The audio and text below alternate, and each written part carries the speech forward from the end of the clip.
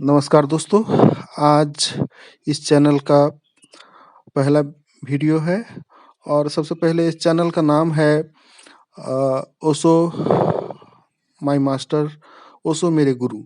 और इस पहला वीडियो, इसका टॉपिक है माय स्पिरिचुअल जर्नी, मेरे आध्यात्मिक यात्रा। तो आइए शुरू करते हैं। सबसे पहले बचपन का वो समय, जिस समय लोग खेलते कूदते थे, थोड़ा बहुत पढ़ाई करते थे, तो उसी टाइम में मुझे साहित्य पढ़ने का शौक था। और किसी सरिता या मुक्ता में मैंने ओशो का फोटो देखा। फोटो काफ़ी ही मनमोहक था और उसने मेरे दिल और दिमाग पे छाप छोड़ दिया। और उसके बाद काफ़ी तलाशता रहा और आखिरकार मुझे ओशो का पहला पुस्तक समाजवाद से सावधान मिला और मैंने पढ़ा। पढ़ने के बाद काफ़ी कुछ जान पाया और प्यास और बढ़ गया। उसके बाद थोड़े-थोड़े दिन पे मुझे पुस्तक सब मिलता गया और मैं पढ़ता ही चला गया और ढेर सारे पॉकेट बुक्स का छोटा-छोटा पुस्तक पढ़ गया। और काफ़ी पुस्तक का अध्ययन करने के बाद मुझे पता चला कि ध्यान भी होता है, गुरु भी होते हैं, दीक्षा भी होता है। और मेरे नास्तिक मन धीरे-धीरे आस्तिक में बदलने लगा। आस्तिकता की ओर साइंटिफिक ढंग से भी मैं समझने लगा चीज़ों को और ध्यान भी किया ओशो का। और ध्यान करने के बाद उसका भी अच्छा अनुभव रहा। और ये प्यास मुझे ईस्वी संवत 1999 99 11 जनवरी को लाहौर में स्वामी आनंद और उनके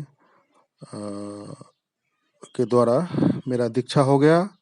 ओशो से मैं दीक्षित हो गया और उसके बाद ढेर सारे कैंप किया, बहुत सारे 7 डे कैंप और काफ़ी शिविर सब में भाग लेता रहा। 3 महीना 6 महीना इसके अंतराल में कहीं-कहीं और साधना भी करता रहा। और मास्टर के रूप में उस समय संचालक, शिविर संचालक के रूप में काफ़ी लोग थे। तो मैंने स्वामी आनंद बैरागी का भी शिविर में भाग लेने का मौका मिला, उनका भी दर्शन करने का सौभाग्य मिला। और 2003 में स्वामी आनंद सिद्धार्थ, यानी कि ओशो सिद्धार्थ, जो ओशो धारा के संचालक थे प्रमुख, तो उनका भी शिविर किया।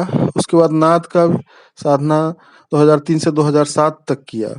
उसके बाद मुझे थोड़ा बँधा-बँधा सा महसूस हो रहा था, तो थोड़ा मैंने डायमेंशन चेंज करने के लिए और साधना स्टॉप करने के लिए स्वामी राम चैतन्य के पास गया। उनके पास भी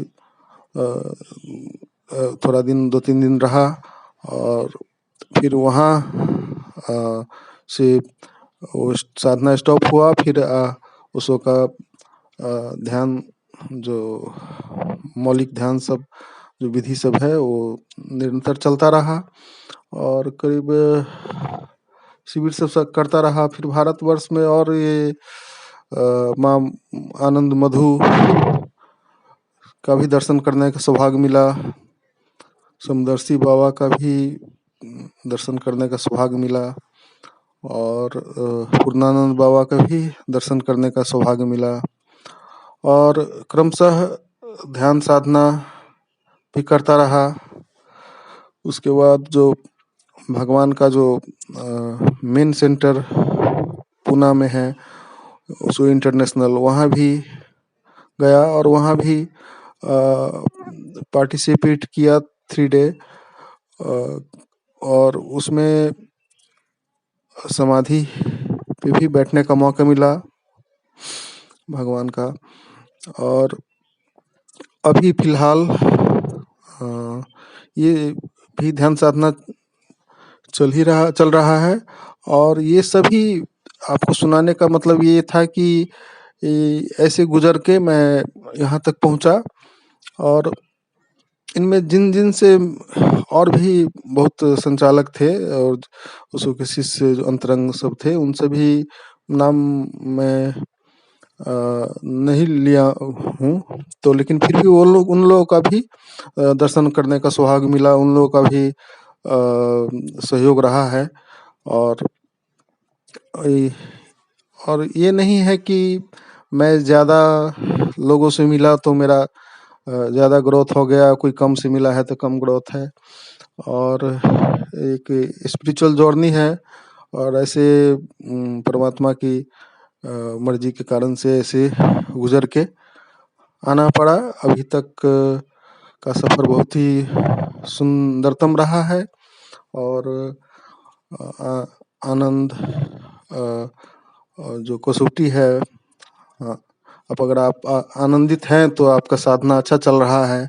और आप अगर आनंदित नहीं हैं तो फिर से पुनर्विचार करना ज़रूरी है। और जो ओशो का जो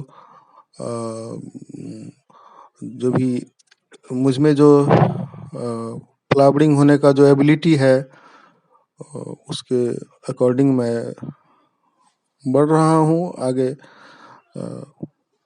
चल रहा हूँ। अंततः मैं ये वीडियो से आपको यही संदेश देना चाहता हूँ कि अ, गुरु की आवश्यकता है। और गुरु के बगैर संभव नहीं है कोई भी यात्रा। और ओशो एक ऐसे सद्गुरु रहे हैं जो जिनके कारण से हम इस मार्ग में अग्रसर है। और वैसे तो ओशो ने सभी कुछ बता ही दिया है, उनका डिस्कोर्स भी है, उनका ध्यान विधि भी है। फिर भी मुझे चर्चा करना अच्छा लगता है। और ये सत्संग अगर एक भी व्यक्ति अगर सुन रहा है तो मैं इसको कंटिन्यू रखूँगा। और अपनी मस्ती है, अपना मौज है। और आप लोग का भी जीवन सुखमय हो, सफल हो, आनंदित हो। जय ओशो।